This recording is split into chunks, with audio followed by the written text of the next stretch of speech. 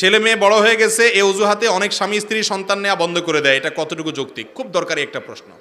অনেক দম্পতি এই কাজটা করেন, বলেন যে ছেলে মেয়ে এখন বড় হয়ে গেছে, তাদের সামনে বাচ্চা হলে তারা কি মনে করবে, এই জন্য আর বাচ্চা নেয় না।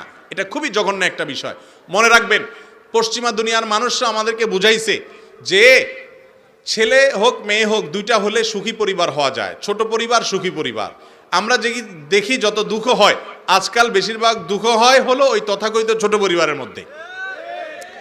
ইহুদিরা এক সময় তারা যখন আমাদেরকে জন্ম নিয়ন্ত্রণের ফজিলত শুনাইতো, তারা পশ্চিমা দেশগুলোর রাস্তা রাস্তায় 5টা 7টা 8টা তাদের বাচ্চা সাথে নিয়ে ঘুরে বেড়াইতো।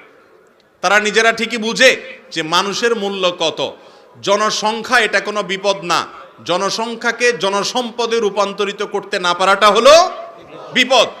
চায়নাতে এত মানুষ, চায়না গোটা দুনিয়ার বাণিজ্যিক নেতৃত্ব যারা দিচ্ছে তাদের মধ্যে একটা দেশ।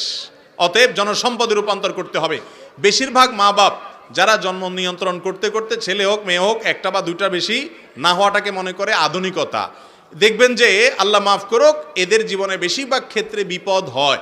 যাদের 5-6টা ছেলে মেয়ে হয়ে যায়, দেখেন একটা না একটা মানুষ হয়ই হয়, সবগুলো অমানুষ হয়, এটার পরিমাণ অনেক কম থাকে। বিধায় এ ব্যাপারে বীতশ্রদ্ধ থাকা উচিত না। ছেলে মেয়ে বড় হয়েছে এই অজুহাতে বাচ্চা আর নেব না, এটা কোনো জায়েজ হতে পারে না। হ্যাঁ, আপনার শারীরিক কোনো অসুবিধা আছে, তাহলে আপনি সাময়িক জন্মবিরতিকরণের যে প্রক্রিয়া সেটা অবলম্বন করতে পারেন, কিন্তু এইটা কোনো গ্রহণযোগ্য অজুহাত না যে বাচ্চা বড় হয়ে গেছে এখন নিলে কেমন দেখা যায়, খারাপ দেখা যায়, এটা ভুল।